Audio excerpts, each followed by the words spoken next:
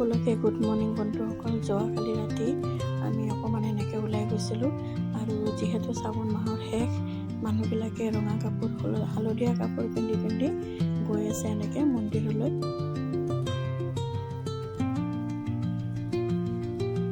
আৰু গোটেই ৰাস্তাটো অন্ধকাৰ, মানে যিহেতু গ্ৰামৰ ৰাস্তা, গ্ৰাম হয় শান্তি নিকেতন, য'ত ৰবীন্দ্ৰনাথ টেগৰৰ ঘৰ, জন্মস্থান।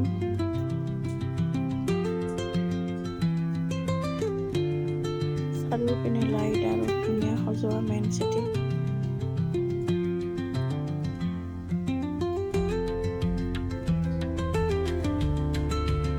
এনেকৈ এখন হোটেলত আহিছিলোঁ ৰুটি তৰকাৰী নিবলৈ, আৰু ৰুটি তৰকাৰীটো নাপালোৱে, কিচেন খাই এনেকুৱা।